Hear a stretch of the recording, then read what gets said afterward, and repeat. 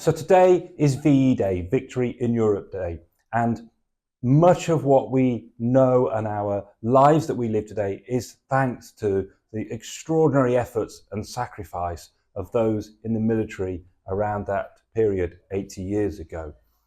And that gives me cause to reflect on our own military history here within Baines Simmons and the work that we do with the military and the ongoing work, because it didn't end 80 years ago.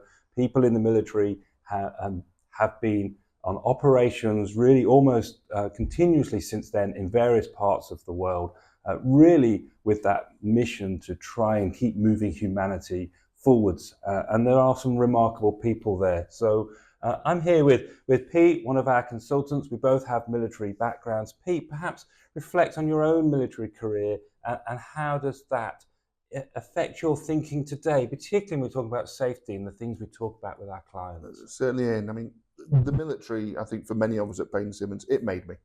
It took me from a boy to a man, and that is often a sort of quote you will hear, but it very much made me. And it was things I saw in my military career and experiences I had that make me do what I do today in safety. I think most people of our generation, we have relatives we lost. I remember my grandfather talking about his brother who was injured before the end of the Second World War and died after the end of the Second World War. So due to those injuries, we've all got relatives. My parents were young and lived through it, and listening to the stories.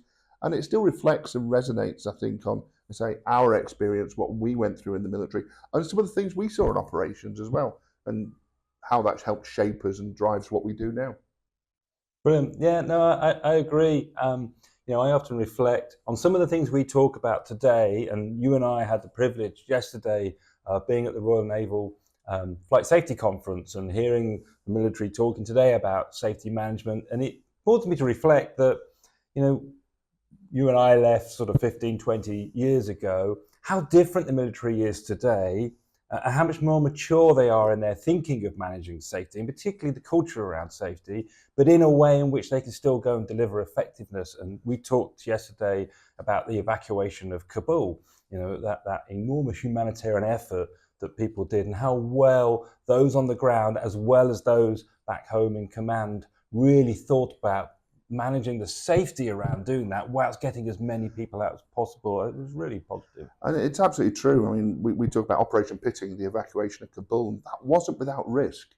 But the important thing, it was controlled risk, and it was well thought about to enable them to prosecute that mission, do what they needed to do.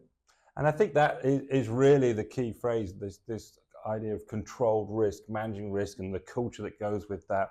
I certainly reflect on my time in the Air Force, and we weren't as good at that. No. So we did some things that we got away with more by luck than judgment, and I think the military are very different today. And some things we didn't get away with, unfortunately, as well.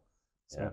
Yeah, we all lost friends, colleagues, and of course equipment and aircraft in ways in which perhaps could have been avoided and would be avoided. I think, and that wouldn't happen today, which is a good thing to see. But the great thing is that the military ethos, I think it's often misunderstood actually and misreported of what are the people like that are in the military at all levels.